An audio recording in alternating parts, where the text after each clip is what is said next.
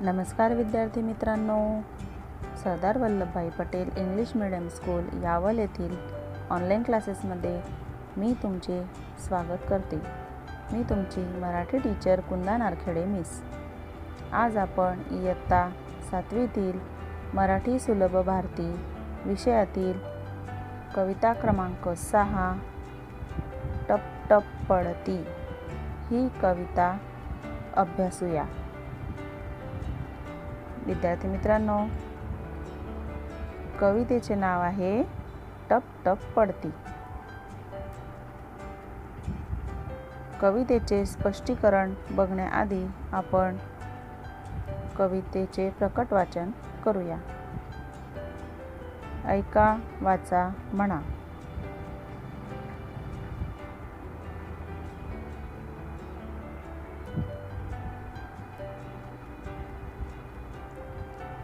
टप टप पडती अंगावरती प्राजक्ताची फुले, भिर भिर भिर भिर त्या तालावर गाणे आमुचे जुळे।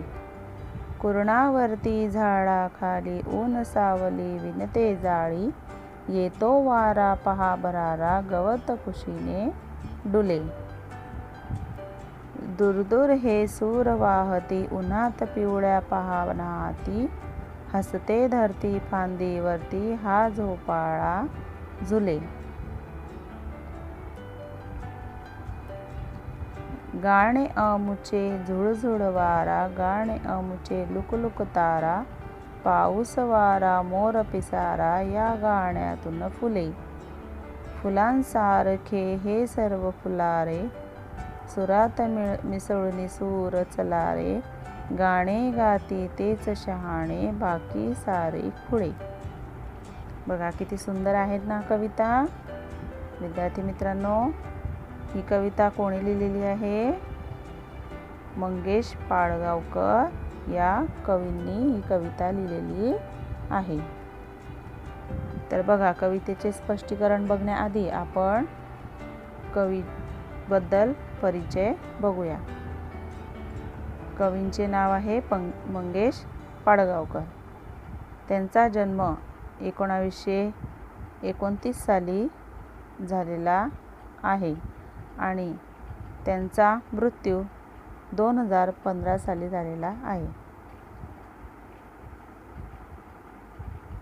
त्यांनी धारा नृत्य, जिप्सी, छोरी, मीरा, सलाम हे कविता संग्रह लिहिलेले आहेत। त्यांचे हे कविता संग्रह प्रसिद्ध आहेत।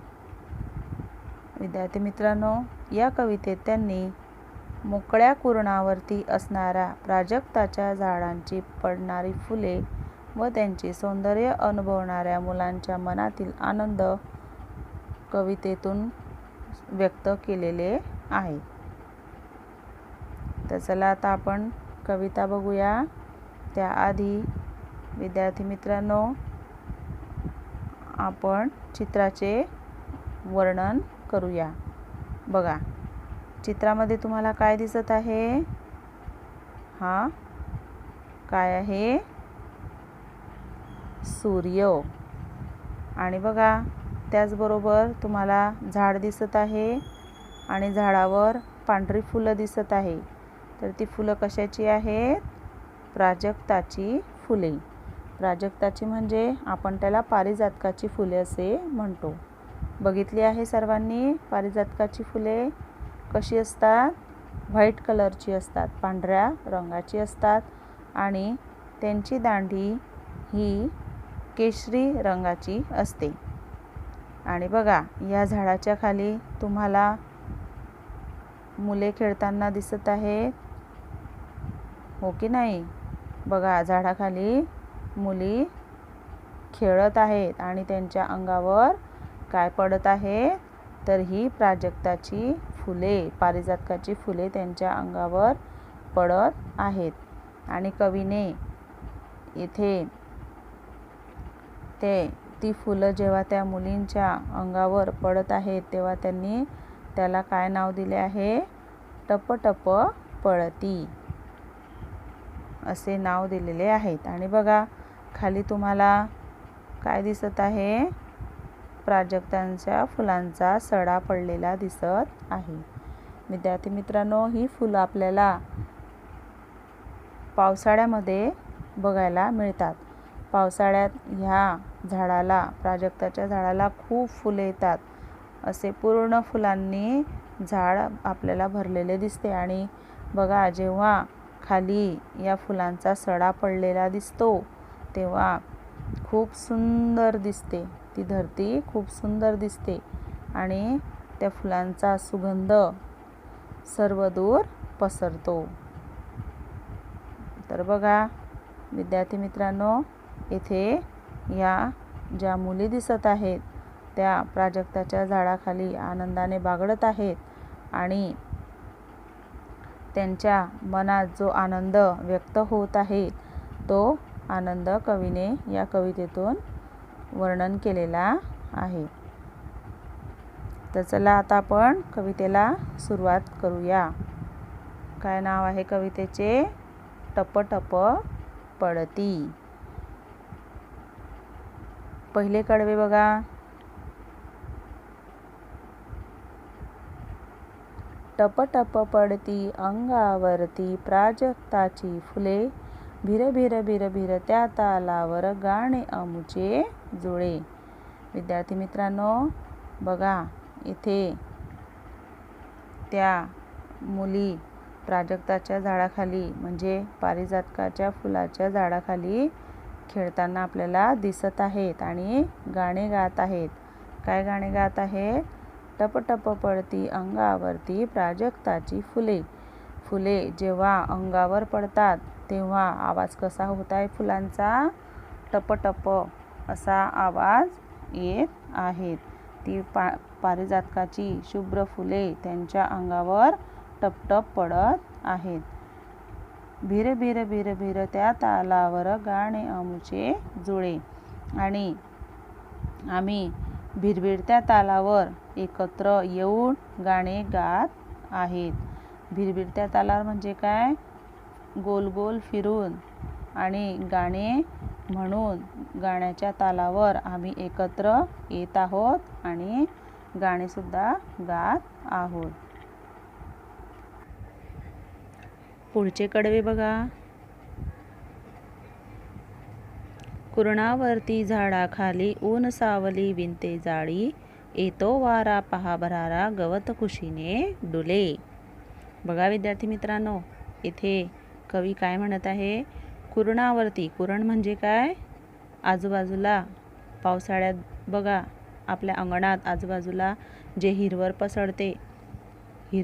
पसरते म्हणजे हिरवे गवत उगवते जमिनीवर, त्याला कुरण असे म्हटलेले आहे. तर हे जे चित्रामध्ये बघा तुम्हाला हे जे प्राजक्ताचे झाड, पारिजातकाचे झाड दिसत आहे, तर या झाडाच्या खाली हिरवेगार गवत उगवलेले आहे, दिसत आहे सर्वांना. तर या कवी येथे असे म्हणत आहे की या हिरव्यागार गवतावर त्या झाडाखाली ऊन सावलीची जाळी विणलेली आहे.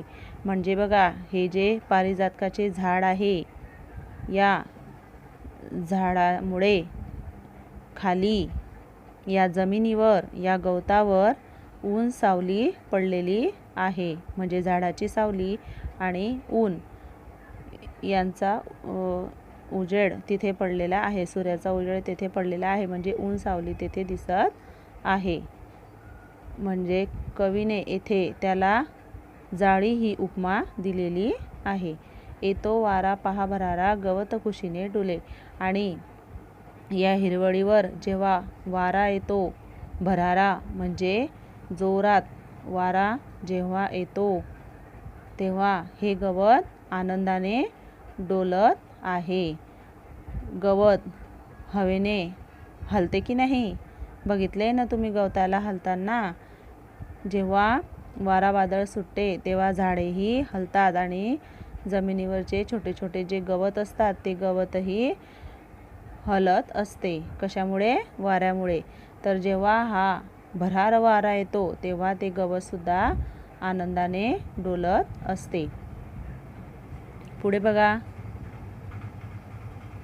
दूर हे सूर वाहती उन्हात पिवळ्या पहा नाहती हसते धरती फांदीवरती हा झोपाळा झुले.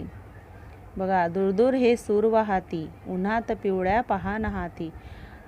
बघा, या कवितेतील या मुली काय म्हणत आहे की आम्ही आनंदाने गाणे गात आहेत, आनंदाने सूर तालामध्ये गाणे गात आहेत, तर ते गाणे दूर पसरत आहेत. या वातावरणामध्ये, या परिसरामध्ये ते गाणे दूर पसरत आहेत आणि आमचे गाणे सर्व दूर पसरून सर्व पक्षी, प्राणी, हवा, ढग, आकाश वगैरे हे सर्व आमचे गाणे ऐकत आहेत. आणि त्याचप्रमाणे या सूर्याच्या पडलेल्या सूर्यकिरणांच्या उन्हामध्ये, या पिवळ्या उन्हामध्ये आमचे गाणे नाहत आहे. नाहती म्हणजे काय? आंघोळ करणे. म्हणजे आमचे गाणे या पिवळ्या उन्हामध्ये आंघोळ करत आहेत. हसते धरती फांदीवरती हा झोपाळा झुले. आणि बघा, आम्ही जे गाणे गात आहेत ते गाणे ही धरतीसुद्धा ऐकत आहेत आणि ही धरती ते गाणे ऐकून आनंदाने हसत आहेत आणि ती हसली की फांदीवरती झोका झुलतो आहे. म्हणजे झाडाच्या फांदीवरती झोका झुलतो आहे. याचा अर्थ म्हणजे झाडाच्या फांद्या या आनंदाने डोलत आहे. पुढे बघा, गाणे आमचे झुळझुळ वारा, गाणे आमचे लुकलुक तारा, पाऊस वारा मोर पिसारा, या गाण्यातून फुले. बघा, काय म्हणत आहे कवी? गाणे आमचे झुळझुळ वारा, गाणे आमचे लुकलुक तारा.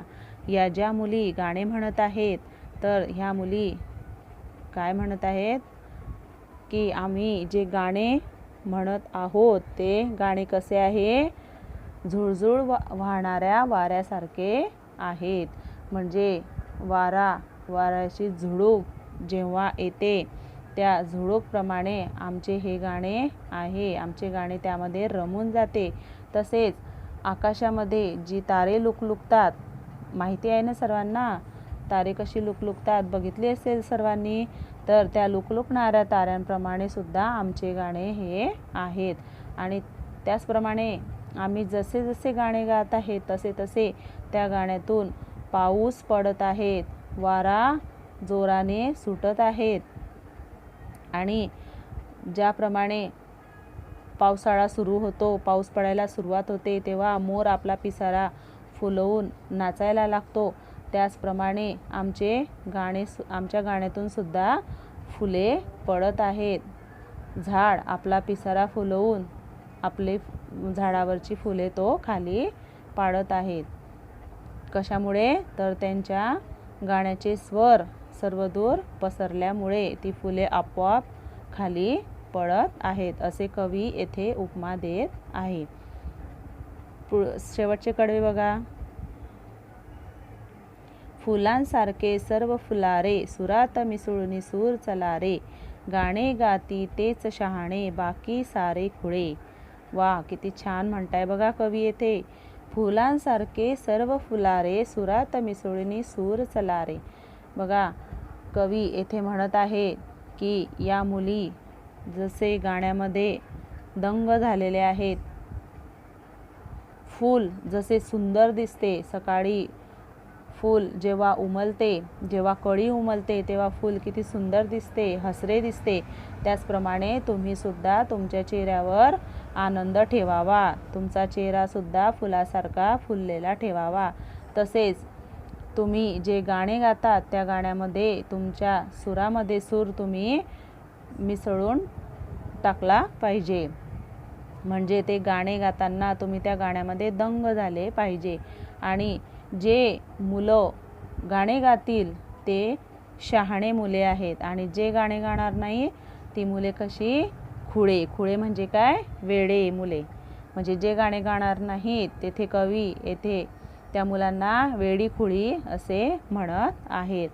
जी मुले गाणे गातील तीच शहाणी मुले असतील आणि जी गाणे गात नाहीत ती वेडी खुळे मुले असतील, असे कवी येथे म्हणत आहेत. म्हणून कवी या कवितेतून आपल्याला काय सांगण्याचा प्रयत्न करत आहे की आपण रोज आनंदात राहिले पाहिजे. आपला चेहरा सतत फुलासारखा फुललेला असावा, फुलांसारखे फुलावे व निसर्गाचे गाणे गावे हा संदेश लहान मुलांना कवीने या कवितेतून दिलेला आहे.